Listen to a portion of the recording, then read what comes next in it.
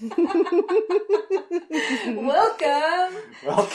to another episode of Driving to the Res with your favorite hosts, Inelia and Larry. Yay. And today we have Ash. Ashley's dropped in. Yes. She dropped in on the ride to the Res. Yes. We were laughing because we were talking about how Larry always finds gadgets to click around. And I was like, click, click. My glasses. And I was trying to be very quiet with them too, and it only made it worse. That's well, pretty funny. It is quite funny. Yes. Today we were going to talk about free will, and we had an excellent question that came in from someone. But also, I wanted to talk about our new YouTube channel, Cooking at the Res. Cooking at the Res. With Larry and Inelia, because Larry's an excellent cook. Well, so I'm just going to be watching around. I'm not going to be cooking for all day. I'm hoping I get the invite for those ones too. Yes. Yeah, we have to have testers. Oh, of yes. course. I'm pretty sure there will be cooking involved in this channel, but I'm also pretty sure there'll be a lot more talking. Yes, we have excellent conversations at the Shaman Shack. Because, you know, the cooking that I do, it's actually very simple. Here, salt, pepper, put it on the grill. You're done. So let's talk about some cool stuff. Lots of people like to know how to put the salt and pepper on. Yes. Yes. You've got temperatures and timings and salads. Yeah. Well, salads are Hobie's Salad is Hopi. He'll be our guest. to make the salad. To make salad. Yeah. He literally always makes the salad. Yes. Because everybody loves Hobie salads. He grows the lettuce, grows the tomatoes, grows the parsley. And spinach. And you're growing the lemons. Of course, we've been waiting 3 years for those lemons. Yes. Are they going to come this year, you think? Well, I think they're just green. The problem is that with the lemons, what happened was that they flowered at the wrong time because we had them in the greenhouse, so it was too warm in the winter. So all their flowers came out. They got very confused. They tried to be lemons in the winter. Yeah. So poor things. Now at least they have flowers in the spring, which means that we'll probably have lemons in the fall. That's a good sign. Yeah. I'm pretty sure I saw a green lemon on there. Yeah, already. that's been there 2 years. Is that eventually going to go yellow? Possibly. Let's hope for the best. Okay. We did a lot of tree planting this week, didn't we? Mm-hmm. Yeah, we did. Yes. We were on the res, and we claimed our property, and we made it pretty with gravel. Yes. Well, that part isn't exactly pretty. But it's pretty for driving on. Yeah. And it's much, much harder to drive on the mud. As a matter of fact, impossible even for the tractor. Mm-hmm. You know. And so, to claim the area, we did a bit of planting. Mm-hmm. We planted some blueberries. Was persimmon? Is that what it is? Yes, persimmon. And a pear tree. Apple tree. An apple tree. Cherries. Cherry tree. Plum tree. I remember I dug a lot of holes. Yeah, we need to get, I think we may have to get another cherry tree and another plum tree because they have to cross-pollinate. Otherwise we will not get any. There are fruits. Other, what do you say? Plum trees? Yeah, and a plum tree and a cherry tree. Extra. I'm pretty sure there used to be, if there isn't, there probably are plum trees already on the res. No, they have to be in the same area. Okay, well, we're going to need more then. I think so. That's more holes. By the way, you got to dig a hole 4 feet deep and 6 feet wide and fill it up with dirt. Because it's all sand otherwise. And then you have to go to the creek, which is across the road and down the street to the bridge. And then you have to throw a bucket in the water, which is about 8 feet down. Fill it up. Carry it back. Pull it back up. It's like, I think, ancient technology. That's how you collect water. Go to the creek. Yes. Then walk it back to the trees and then pour it into there. Repeat. So you got to walk a mile. He got very fit. Yeah, I bet. It sounds like a lot of work. We don't have running water on the res. Well, at least not us. Yeah. Oh, everybody else does. And nobody would lend us their hose. No. Oh well. We do live right next to the river. Mm-hmm. Just right next to the river is one thing when you're looking at it, and another thing if you're walking to it with a full bucket of water. It's likely that makes it much further away. Yeah, when you have to It's carry kind the of funny. bucket. So we're going to be cooking at the res. We will literally be cooking at the res. And you guys need to go and subscribe to our channel at Cooking at the Res. You can search it on YouTube and you'll see our photograph. And you can subscribe and click the bell thing so that when we actually release a video, then you get an email or something? Yes. Yeah, that would be fine. Or you can just, of course, listen to the podcast and then we will tell you, hey, we did a video. Yes. Or you can go to Walk With Me Now and there'll have like a link to it there. Yes. Or if you're on Talk With Me Now, there'll be a link there too. Yes. Uh-huh. So you can the find Inelia it. Benz channel. Inelia Benz channel. On Telegram. On Telegram? Yeah, the Telegram one of Inelia Benz. Or subscribe to the newsletter. How do you do that? Go to ineliabenz.com. Okay. Click subscribe newsletter. Subscribe newsletter. Yeah. Then you'll get notified. So you don't have to depend on YouTube to send you. No, that's true. Right. The reason we're doing it on YouTube is why? What about BitChute or all those other things? I'm not familiar with the others. But we're also going to monetize it. Oh, so that it actually gets, like, reach. Yeah, gets reach. Because if you monetize it, you get shown... Lots of views. I know. I watched this. Yeah, I watched this one fella, and he taught you how to make, I'm not kidding, a bologna sandwich. Yes. That would be 2 pieces of bread, yes. some bologna, some yes. mustard. He did teach you how to shake the mustard first, so you don't get too much liquid out first. Well, there you go. You learned something new every yeah. day. Mm-hmm. I was wondering about that. And he got but how many his his channel was monetized, and he had 500,000 views to make a bologna sandwich. Wow. I know. Yeah, so that's amazing. I hunted for other bologna making sandwich videos just to see. Oh my god, Larry has to have one. I know. He has to have a bologna sandwich. We're gonna make a bologna sandwich video. Are you monetize gonna fry it? Are you gonna fry the bologna first? Well, there's one problem with frying your bologna sandwich. What? Once you do that, you will never be able to have a cold one. So you always have to do that from now on. We knew that. I'm okay having that problem. My buddy Slim, who was fishing with us forever and ever and ever, he made the mistake of frying the bologna sandwich one morning. Oh no. And forevermore, the rest of his life, he had to actually fry bologna. I can never have another spaghetti sauce anywhere in the world because yours is so delicious. I can never have fish anywhere because the fish that you make is so delicious. It's true. It is That's true. like the bar now is, it's almost as good as Larry's. It's like, I don't know why we bother going out. I know, we don't anymore. That's why. Everyone just comes over here, so you cook for us. I quite like that, actually. Yeah. We have a thing up there on our fridge. What does it say? Love people, cook them tasty food. Yes. You know, that was a gift. Yes, I wonder who Right. Who gave us that? I wonder who gave us that. So are we completely off track? What was the question? Oh, free will. Yes. Topic of the question. Yeah, do you want to read the question that we got? It's an interesting question because it's relevant to a topic that a lot of people seem to be dealing with, which is vaccinations and vaccine passports and things that they consider to be items outside of their free will. Yeah, which is fascinating, isn't it? It is. Yeah. It is. Mm-hmm. So, do you want me to read the question or you want to just speak about it? Oh, you can read the question. I think it's, well worded. Who's it from? This is from Jay. Hi, Jay. We're going to answer your question. He was listening to podcast number 53. He listened to it 4 times. It's good. If you haven't listened to podcast 53, go to our podcast.ineliabenz.com and play it. It's very good. He listened to it 4 times. He likes it a lot. Do you remember it, Ash?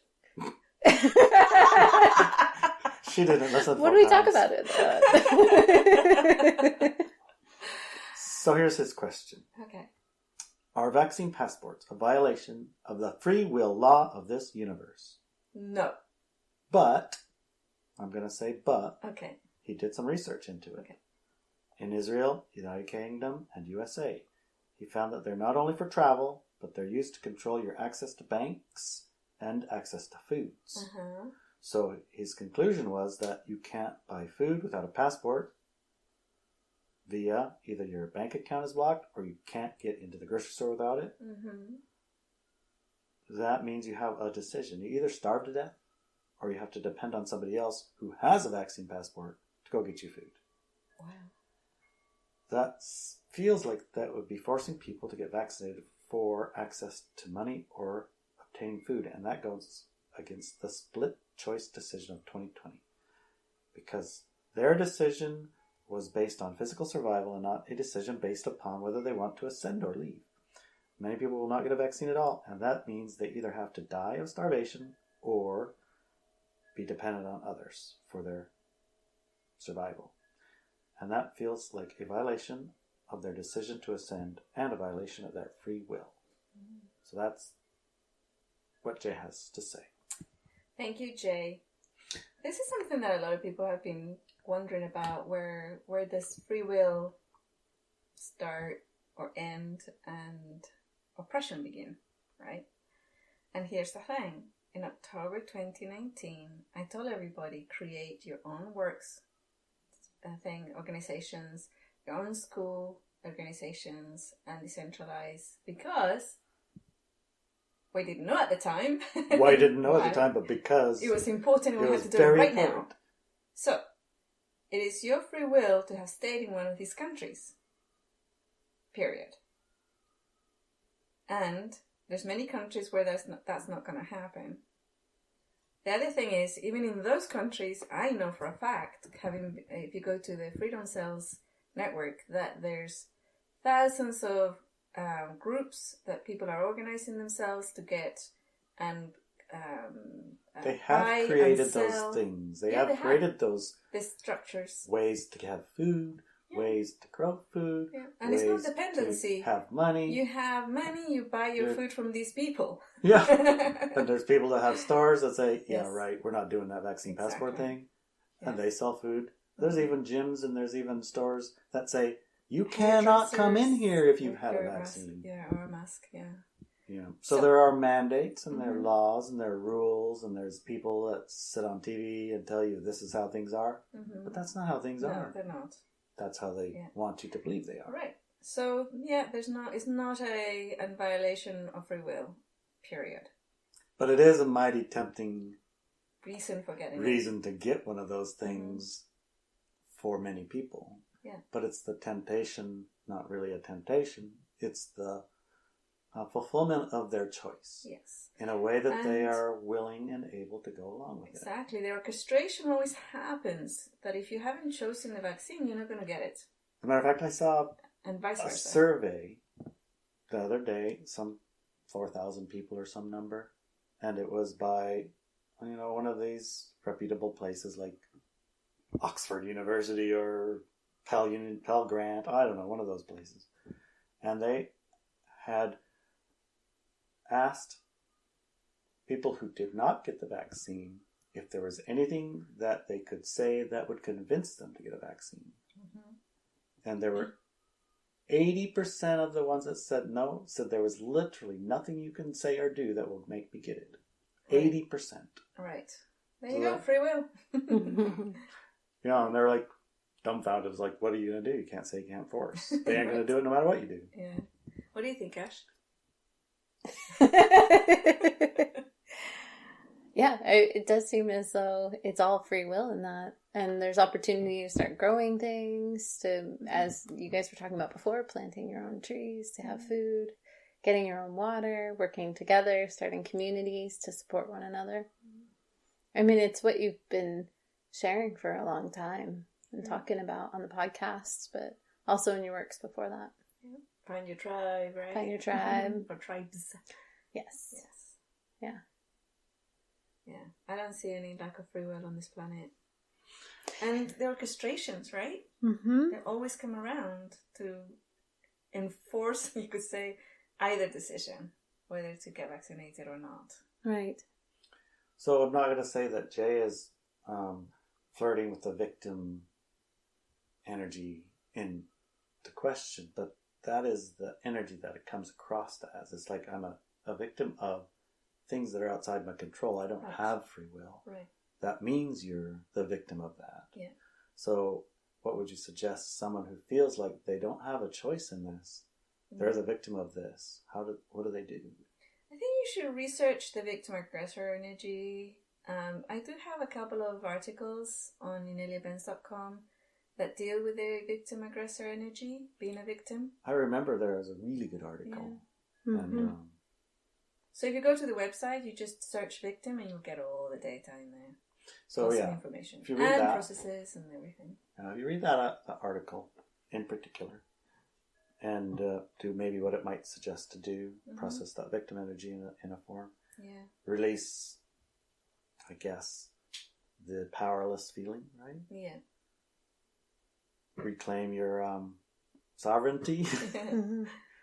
And as when you do, you're going to find the groups around you who are not subscribing to any of this stuff. Yeah, they become visible. Well, it becomes visible, right? Yeah, and start hanging out with those types of people, even if you don't know them directly. Start listening to their works. I remember at one point in time you talked about the 5 people you connect with most often, right? You start mapping to them. So even if you don't know them in your life, directly, you can still start listening to the podcast regularly. Find other people and their works that resonate with what your choice is. It might be worthwhile to listen to the podcast with a few people, and if they like it, that might be your people. If they say, "Oh, that's bunk," then maybe they're not your tribe. And I did mention the freedom cells, but a really fascinating thing has happened in the Inelia Benz channel on Telegram, that every few days people post where they are in the world, and they start joining together. And now there's a lot of channels. I know there's one in Romania, I think one in Spain, and one in England, and several other countries of people who are familiar with my work and do not subscribe to the pandemic and are hanging out in their country. So, yeah, go to that channel and see what happens. Yeah. And they say to anybody, is there a channel for England? Is there a channel for Spain? Or whatever? People hang out, can get together. Yeah, and remember, when you're there and you're introducing yourself, that while the time for lone wolves is over, there's still mostly lone wolves. So it might take a few repetitions. Say, hey, anybody in Spain? Okay, I'm still here in Spain, for somebody to pop in. Yeah. They need to be convinced too. You understand. Right. It's really difficult when you've been a lone wolf all your life to gather with others. Yeah, a group of lone wolves. That reminds me of that movie, A Pack of Lone Wolves. Is this a movie? Yeah, but it's not the best movie. No? Okay. It's called The Hangover. Oh. Oops.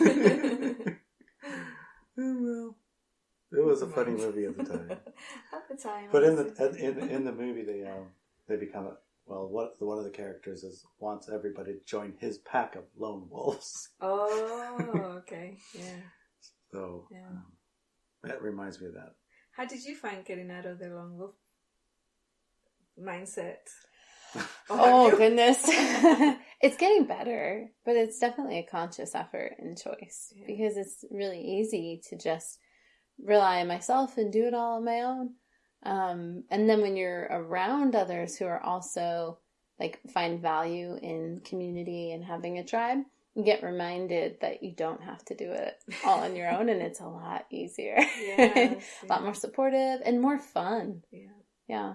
And even having Talk With Me now, through a membership with Walk With Me Now, it makes a world of difference just seeing everybody and realizing all these high frequency people who are like-minded, interested in similar things, have same values. It's they're there. You're not alone. And it's a good reminder to have that throughout the day, because I think it's hundreds of messages every day. You look on Telegram, and it's lovely. That's true. Yeah. Yeah, really good. I'm very interested in the orchestration part of free will. Yeah, I had it. Well, I guess the best way I could describe this experience is those of us that have chosen whatever side of the split that they're going to, be on. They've chosen. They're not deviating from that choice. You get approached by other people sometimes who want allies in their choice, because maybe they are literally maybe too young to make the choice themselves, or they're maybe under the control of other people. Or under a lot of pressure sometimes. And those people have chosen differently than they want. But those people are the ones in charge of their life, you know? It's like maybe their parents or their husband or something like that. Or their wife or whatever. So in that case, they recruit allies to help with these decisions, to help convince maybe the controlling person not to do something to them. Right. And they're too young or and otherwise dependent to be in charge of that decision. I mean, they can fight about it. I'm sure even if you're 12 years old and you insist, no, I mean, you can keep brushing away and kicking and screaming, but they can literally probably hold you down. What about literally Dr. Cohen's make you experience when he was 12? Oh, yeah, he did tell a story about that. Yeah, I mean, you can prevail. Yeah, he did. He prevailed. Literally kicked and screamed and locked himself in the bathroom to prevent the doctor from vaccinating him. Yeah. So yeah, I mean, even in those situations, not all orchestrations are. Not all 12-year-olds are built like that. No, I know. So when we're talking about orchestrations, they might orchestrate an ally. Yeah. Someone who also has a powerful force who can sway that person one way or another into allowing the other ones to make their choice. So, you know, I experienced an orchestration over the weekend, and it felt to me very clear when I looked at it from the level of what am I doing today and just going to work and doing my job. But I was also orchestrating a part in the split. Some had made a choice one way. Some had made a choice another way. The ones who chose the high-frequency split wanted to be sure that they wouldn't be forced into a low-frequency split. So the one who made the decisions was curious about some of the data that, you know, because you have data when you're... It's a funny thing. If you're going to get vaccinated, you don't know much about it. That's really weird, isn't If it? you're not going to get vaccinated, you know a lot about the science, a lot about the shortcuts, a lot about the data, a lot about the effects, a lot about what's in it. You know, you know a lot. So when you share what you know, and it's verifiable data that's backed by plenty enough science and plenty enough research and plenty enough experiences and plenty enough open your eyes and look and you can see yourselves, then that's persuasive if that person is open enough, right? Right, yeah. Right. And so in this case, that was the case, and the person was open enough, and he got the data, and so he's chose not to cause his children to get vaccinated, for example. And he's going to fight to make sure they don't, because he can see that it's clearly a bad thing for them. Right. But he wasn't aware of that before.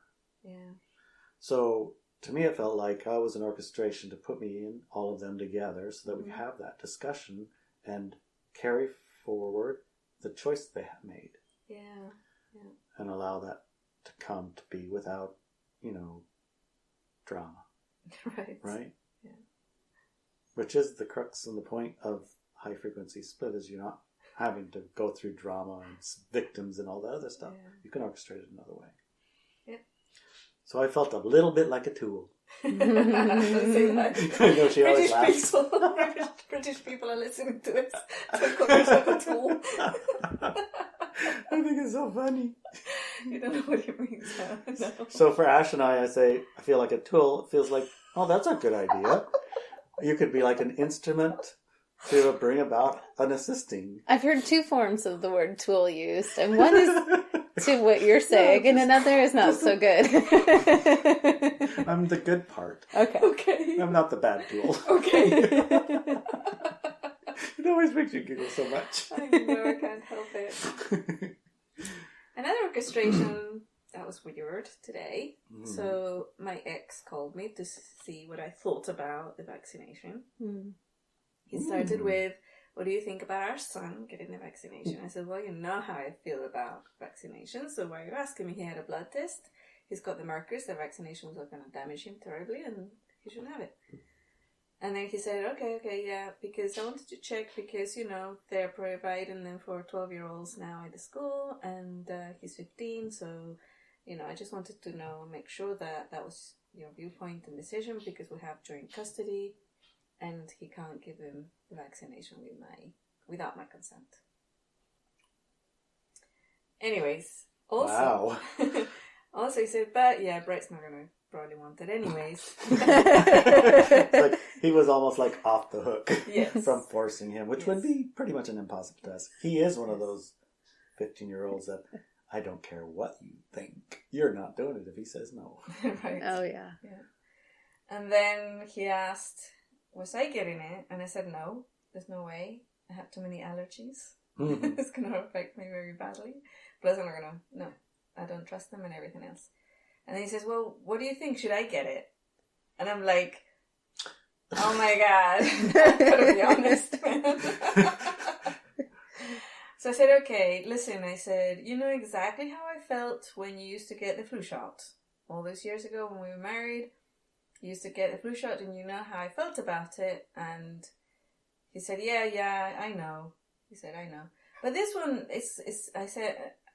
this one is not even proven to be safe, right? There's still the data information. Even the websites, the pharmaceutical websites, they don't prove it to be safe or anything. And he says, well, they have all this, 90% efficiency and they're going to this and this. He was just, selling the vaccine. And I said, well, yeah, well, it's your decision. And I said, if you take it or not, I said, yeah, but how do you feel about it? Should I get it again? And I said, listen, I don't want you to get it. I don't. It's like, just, it's your decision, but I don't. So I don't know whether that will force him to get it because, he's feeling contrary? Because he feels that he's one of the individuals probably still, well, he went psychotic for a couple of years and that was really bad. But he seems to be kind of back to normal now a little bit. And during his psychotic years, he thought that anything that I said was for harming him. What's that? That's somebody shooting guns. So he might think that I don't want him to get it so that he dies of COVID, right? In the psychotic mind. But if he's more sane now, he realized that no, I don't want you to get it. It doesn't even matter what you say, honestly. That's what I'm saying. It matters what side of the split he's deciding. Exactly, that's what I'm saying. So it doesn't really matter because depending on whether he's fearful or not, what side of the split he's going to choose. And depending on the data that he allows in, he allows 1% of you and 99% of it's safe and effective. Or 100% of me, right? 100% because if he feels that, if he chosen the negative paradigm, he will feel that I'm saying that so he gets sick and die. You see? Whatever you say will support his choice. Exactly, yes. And so you might as well say the truth. The truth as you feel it. Exactly. So what if it's someone you would like to take the vaccine? Just curious. Is it okay to be that honest with them? Oh, man. I tried. I can't do it. It's like I have this program or sense of beingness that is incorruptible. Mm-hmm. And I cannot... You cannot suggest somebody to take the light-dark paradigm over the light paradigm? No. Everyone should take the light paradigm if they ask you. Yeah. How come? I don't know. It's just that's the way it works. Because I'm here to promote people for an advocate for the light paradigm at this point. Exactly, yeah. I had a choice in 2011 like everybody else, and I thought about it for a couple of months. Yeah, I did think about it for a long time. I mean, everybody that I've ever met and I work with, they didn't even think about it. It's like light paradigm, period. It's like, it wasn't even thought about it, but I had to choose. Yeah, most of us were thinking about, of course, only the light. And then we had to think about, well, geez, which of the dark things have I been keeping? Savior's dark? Oh, right. Savior's not dark. That's helping people. Right. Wrong. Not always. Not the majority of the time. Not the majority I mean, if somebody's drowning, you jump in to save them, absolutely. That's not savior. That's just Rescue. Rescue, yeah. So if you're rescuing people from physical death, that is a different thing to martyrdom. I got us to stop. Okay. If you're rescuing somebody from drowning, throw, row, tow, then go. Yes. Oh, I have because another you drowning. don't want to become a martyr savior. Exactly. But I actually have a story about the stepping away from that with a very dark being. Oh, let me hear. Yeah, so the very dark being was my first husband. Oh, I remember this story a little bit. I was by the pool in Madrid, where we had an apartment. We had a swimming pool.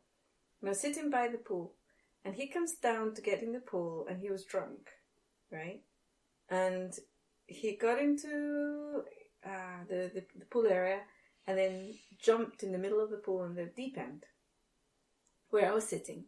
He jumps in, and then he starts sinking really quickly to the bottom. And he's struggling, and he's looking at into my eyes as he's struggling in the pool, trying to make me jump in to save him, right? And I knew for a fact that if I jumped in, I would drown, because he would make sure of it. So I just looked at him, and then I looked away, and I thought, just swim out and save yourself, because I'm not going to jump in there. And he stopped struggling after looking at me. He stopped struggling, and he swam up to the edge and pulled himself out of the pool. Wow. Yeah. Isn't that amazing what dark workers will do? Wow. Wow. That's... So good catch. I grabbed my towel, and I went upstairs to my apartment, packed my bags, and I left. Sometimes it's obvious. Yes. Mm-hmm. Maybe this isn't the best relationship for you. Right. Yeah. Your taste in men has improved greatly. Oh my gosh, yeah. My But gosh. it was like, we got married when I was 18. Yeah. But And you it did was go normal. to the tarot card reader lady. That was afterwards. That was like 5 years later. Well, what did she say? She said, you're going to marry a guy, or a guy's going to want to marry you. Do not marry him. He's evil. He's going to try to kill you. She was a little late to this party, is what you're Yes. saying. Yeah. Yeah, she was a little bit late to the party. Okay. Well, you should have went to her 6 years ago, not 5. Yes, exactly. After. But the thing is, because of the upbringing that I had, the family I lived with, that was normal. That type of physical and psychological abuse was normal. So I didn't know any different when I got married. I learned different afterwards through looking at people and seeing that they had different types of lives. Mm-hmm. But it's funny because the parents that are abusive or the siblings who are abusive and the spouses that are abusive usually isolate the person so that they don't see other realities.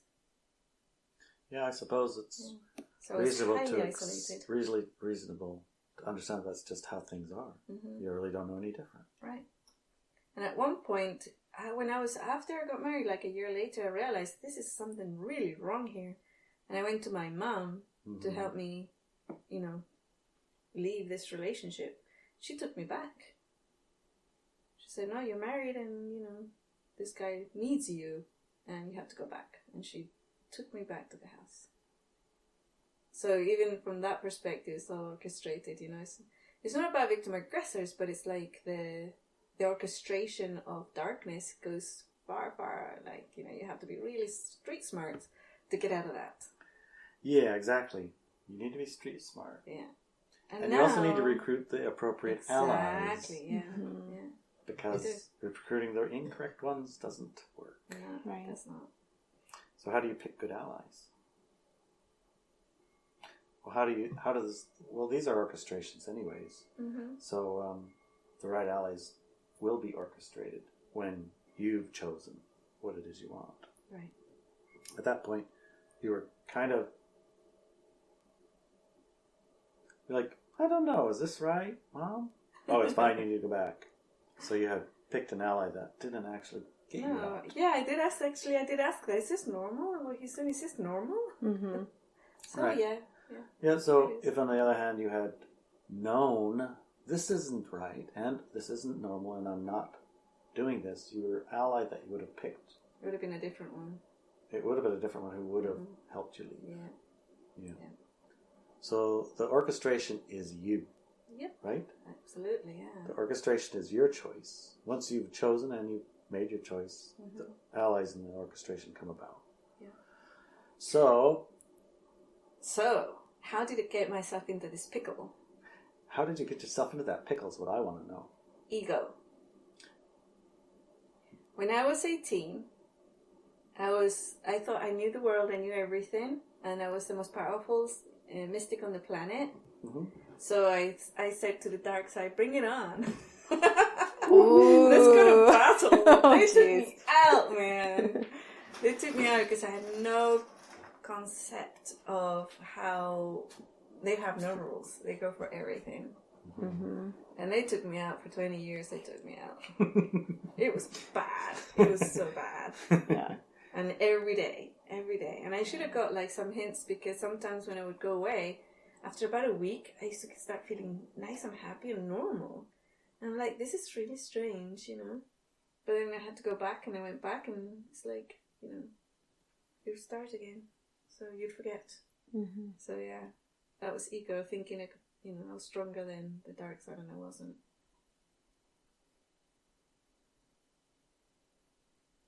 Because when you go to war, it's game on. Well, right, yeah, it's not that you weren't stronger or less stronger. It's that a game is completely engaging, and engagement is fight. You prevailed, but it took 20 years. Yeah. Or more or less. So it was like a giant distraction. Yeah, you know? I had an experience in the astral once. Did you? I was sleeping, and then I woke up, I got out of my body, and I stepped into the astral. And as I was walking towards the door, I saw these demons outside the door. And especially one that was really, really powerful and strong and big. And it was looking at me, going like, with his hand, he was pulling like, what's that called? Calling you towards... Like waving you over? Waving me over. And I looked at his eyes, and they were like, pure evil, you know, really bad. And I'm like... He was trying to get in through the doors and the windows, and I could see that my first husband, he was sleeping next to me, right? I could see my body, and I could see his body. And I thought, oh my God, I've got to protect this guy, you know? And I looked at the demon, and I said, you can't have him. And he laughed and laughed. And I said, why are you laughing? He says, oh, I've already got him. It's you I'm after. And I was like, what? Couldn't understand it at the time, you know? Yeah. Because I was 18 and didn't. Well, I knew everything when I was 18. You knew everything too when you were 18? Mm-hmm. Oh boy. I wish I knew now what I thought I knew then. I'll just say that. Yeah. So, free will? Mm-hmm. It's 100%. 100%. There's no violation of free will on this planet. Period. Yep. There used to be some years back, and that's why the whole split started happening. So, nope. And fear's an agreement. Absolutely. Yeah. So it's important to let that go. Yes. Just drop it. Just drop it. Drop the fear, drop the giving away of your authority, thinking that other people dictate if you starve or not. Yeah, and don't move from victim of that to martyr. No, don't be a martyr. Or the aggressor. Right. Those are all the low frequency roles. That's right. You just avoid all of those roles entirely and step into... Well, that one you can keep a little. No. Are you sure? Oh no. Just a tiny bit of it, just a bit on your shoulder. So. A chip on your shoulder? Just a tiny little bit. No. Oh well. We all fall into righteousness, right? Oh yeah. Yep. Well, look where it got me. When I was 18, it took me down for 20 years. Because of course I was right. Oh well. Yeah. Anything interesting in that orchestration that comes to mind for you, Ashley? Orchestrations and free wills, choices that you might have made, and the orchestrations that bring it about that show you clearly, or anything. Well, yeah, I think the orchestration of the relationship that you had been in when you were 18, and just looking at that from the perspective of what you thought was normal in a relationship it's similar to this dynamic that people have right now with the, let's say, structures of the world that are in place. And it's really actually abusive relationships, but they think it's normal. Right. The normalization of abuse. Yeah. So stepping out of that and creating your own structures, looking out and seeing who else is out there wanting to do these things. So it's not just, Atlas carrying the whole world. Right. We don't need to do that. No need to martyr. But that's, I don't know how much more you could say it with. It's, people hear it all the time, but it's so true. Find your tribe. And if you start feeling that you or others are a victim, research the victim-aggressor cycle on my website, ineliabenz.com. You really have to, because there are no victims on this planet. And there are no aggressors. It's just orchestrations and choices. And time and again, people ask me, well, what about babies who've been abused? They don't have a choice. That's only if you look at it from the perspective of one lifetime. And when I meet babies who are victims, I tell them, you don't have to be in that. Actually, I don't allow it in my field to be a victim in this planet. If you want to be a victim and play that role, you have to leave this planet, go somewhere else. You have choices. You're an eternally divine being, and you can have a different life. And some children have stepped into that and moved on. Not dead, but somehow their orchestration happens that they're taken away from those abusive situations. Yeah, right. So, and it wasn't me calling the police all the time. Right. Yeah. I find the orchestrations are fascinating sometimes because they're practical things that occur, but they're like interesting that there's sometimes implausibilities involved in the whole string. It's like, without that and without that, this wouldn't have come to be, Right. And those things are a bit implausible or very unlikely or very rare or something like that. And when you're having those coming along and a series of those brings about the orchestration, it's just fun to look at. It is, yeah. It is. Because that really illustrates how improbable, impossible, but absolute your orchestrations are. Like the plane thing. Oh, the plane thing. Yes. When people get on the plane with you and they were scared, it's like, oh, this plane's not going to crash. I'm not scheduled to exit right now. Yeah, those are interesting. Or the one where the other one with the other plane. Oh yeah, that one. Yeah. So do you remember that one? The plane where I got on and it was going to crash. Yeah, I remember that. Yeah. Should I tell the story again? You should. It's a good one. So whenever I used airplanes, I used to fly a lot. I had like platinum or gold or diamond, whatever it is, on several airlines because I used to fly so much. Because I have family in Europe, I have family in Chile, and family here in the United States. So I used to fly every year a lot, and I used to do events around in Europe as well. And so yeah. I had a lot of flights, small flights, long flights, short flights. Oh my gosh. Lots. And every time that I'd get on an airplane and somebody was really nervous sitting nearby, I would just tell them, oh, you're fine. This plane is not going to crash because I'm on it. Right? And they would giggle. Invariably, they're like, what does it mean? So what, you're on it? Yeah. What does that mean? Yeah. So no, because I'm not scheduled today, so you're good. And they would giggle like that, but then they would relax. Because somehow it's deep inside they knew it was true. Mm-hmm. And it was true, I wasn't just joking. And then one day, I get on this plane, and I can't remember where I was flying to or from, but I got on the plane, and it was like 200 plus passengers. It was stuffed. The plane was full. And I sit right near the back, and then suddenly my entire field becomes like my physical body wants to get out of that plane right now. And my entire field starts getting very, very low. And I look at it and I go, oh my gosh, this plane is going to crash. Right? This plane is going to crash. And I was like, oh boy, that means I have to get out of the plane. If I get out of this plane, all these people are going to die. I knew this. It was 100% knowing. And so I sat there and I started getting this massive headache, and it was just really, really unpleasant. And at some point, and I don't know why, I decided, you know what? I'm not going to leave. If this plane is going to crash and take all these people out, I'm going down with it. It was just one of those weird things, with weird thoughts. But I thought, well, that's kind of weird because, you know, I'm not scheduled to die, but it's just... The plane's going to crash anyway, so what's down? It splits apart, and you fall yes, out of the plane, you land on the snow, and exactly. Something was going to happen. It wasn't going to be everybody pleasant. dies but you. Right. And I'm not getting off. Exactly. Oh my God.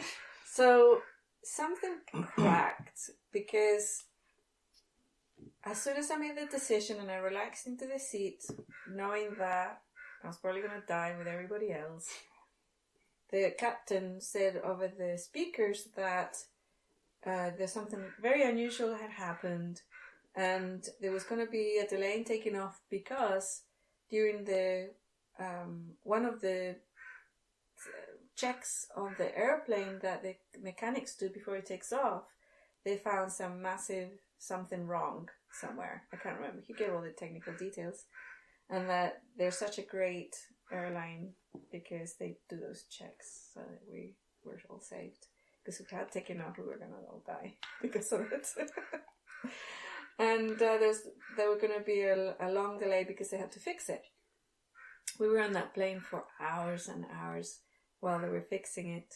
And eventually another plane came and we all got into the other plane and left. So, yeah, it's like I knew that plane was screwed, man.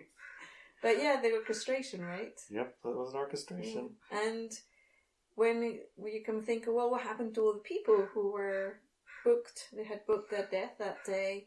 And there's several things you can look at it from that perspective. One of them was that they had an open door to death that day, but they also booked their flight that was going to crash that I was on when I wasn't going to die. Mm-hmm. So somehow they also chose that exit. Not to die, yeah. Another one was that some of them might have died afterwards when they were going home or whatever. We don't know, right? I'll never find out. So the ones... I mean, when those doors open to death, every single person on the planet has tons of them during their lifetime. And it's the very last second thing when they choose yes or no. Mm-hmm. Yeah, I'm going to take this one or no, sometimes. But sometimes they plan it ahead, man. They know it's coming and they plan and everything. They pay their debts and all sorts of things. And they don't know why, but, you know, suddenly they're gone. Hmm. So in that orchestration, you had basically come to terms. You agreed that if this is what's going to happen, so be it. Yeah. But it didn't happen. It didn't, no. Why do you think it didn't happen? The energy that I felt was, I'm not going to get out of this plane. I just couldn't do it. Mm-hmm. I just couldn't. I don't care about martyr, savior and stuff. I just couldn't do it. You couldn't leave them to their fate. No, I couldn't do it. Yeah. If they're going, I'm going. That's In other words, no, I don't agree. No, I don't agree with this, exactly. So adjust reality, whatever it is that you want to do, but this plane ain't going down and I ain't leaving. Exactly. That's exactly the energy I had. I just could not do it. I couldn't leave them to their fate.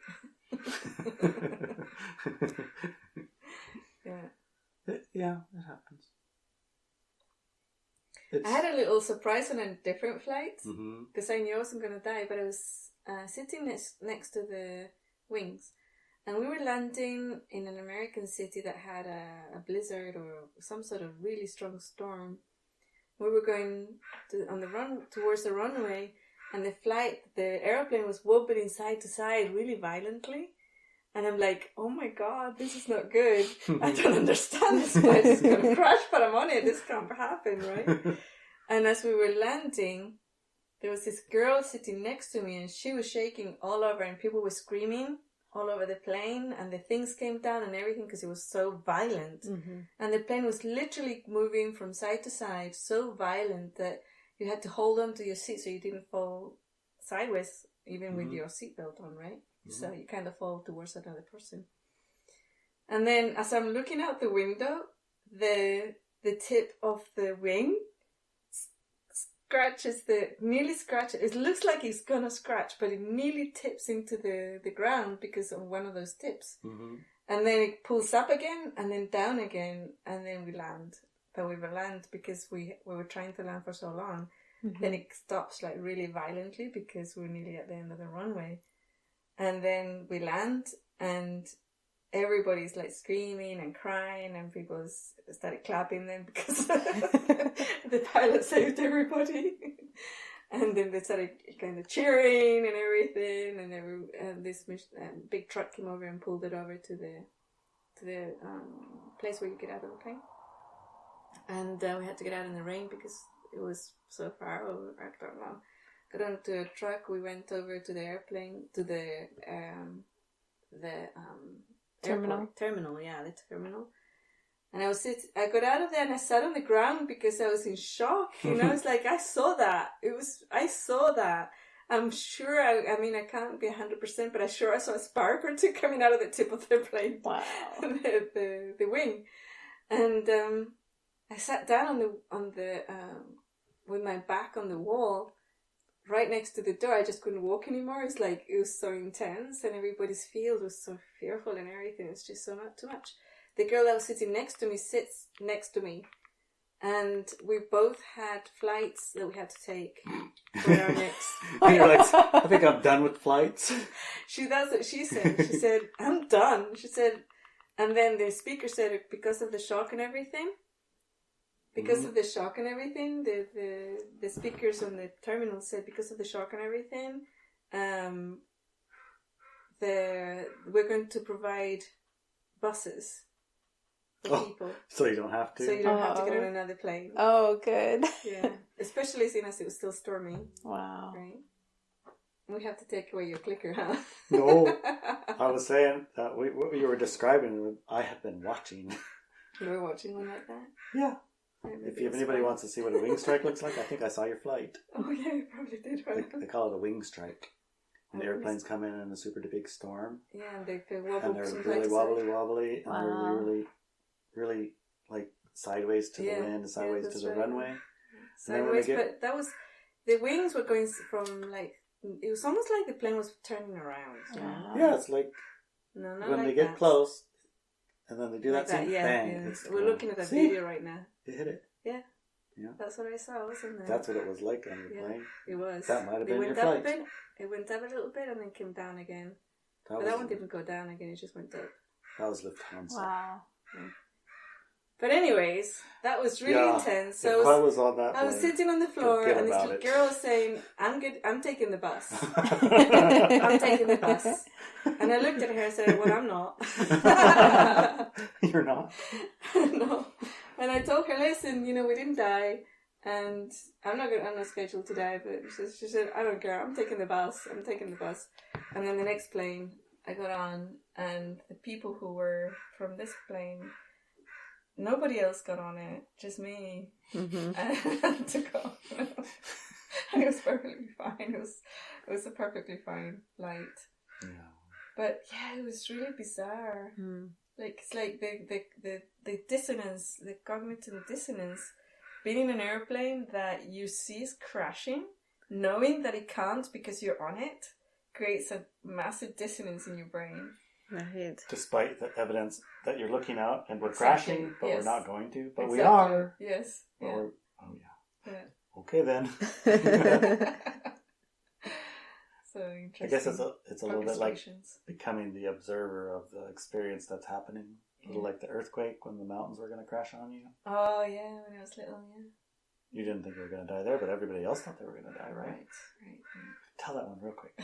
It's a short one. When I was very small, my brother and I went to the Andes to visit with my auntie. I think it was after the coup in Chile. But anyway, so we were staying with them, and there was an earthquake while we were in the Andes, and the village that we were on, called the Andes, I think, it's in the middle of a valley, surrounded by massive, massive mountains. And the mountain that is next to the village was a big rock face, massive. I mean, it blocked the sun. It was so big. And when the earthquake started, I was looking out the window and I could see all the mountains dancing all around us and in the distance. It was amazing. We're thinking, my gosh, this is powerful. This is power. I kept thinking, and I was make mountains move. Yeah, I was like 7 or something, and I was looking and going, wow, now this is power. And I look at my brother and says, hey, the mountains are dancing. And he laughs, you know, so they are, you know, and I start dancing, it's dancing, and, you know, he didn't. He wrote a little short story about it too.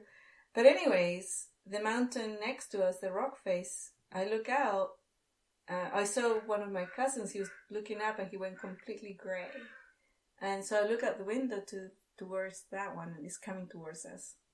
Really fast. Wow. The whole mountain? The whole mountain, the whole face, the rock face is coming towards us. And you're thinking at that moment, you're 7, you go, oh, well, we had a good innings, you know. No, that's not what I think. Right now. That's definitely not what I think.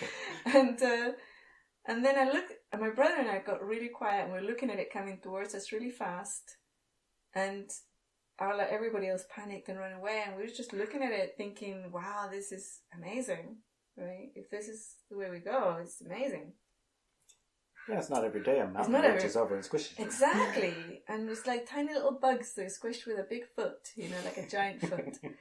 And it kind of suddenly stopped, and he says, oh, it stopped. And I said, I think it did. And it went back. But yeah, that was intense. I can just about imagine it, but I'm sure my imagine is like only 1% of the actual. Probably, yeah. But yeah, so orchestrations, right? Orchestrations, right. I mean, mountains can come over and not squish you, and airplanes can crash and not crash. Yeah. So I guess don't worry about it. Exactly. Whatever choice you made, that orchestration's coming about. It will happen. You will orchestrate your excellent life where you're supported, and your strength is their strength, and their strength is your strength. And your tribe will be visible, exactly. etc., etc. That's the choice they make. Exactly. You'll orchestrate or that. You won't. Or you won't. And you will fall into one of the orchestrations that you chose that does the other thing. But in either way, it's still you choosing it. Yeah, 100%. 100%. Yeah. So you might as well claim that responsibility if you're listening to this. Yep. And pick the one that you want. Exactly. And relax into it. Yeah. And enjoy it. Yeah. What do you think, Ash? I agree. Are we complete? I think we're pretty good. Yeah? Yeah, we're good. Okay. Love you, honey. Love you, darling. Bye, Ash. Bye. Bye. Bye. Bye.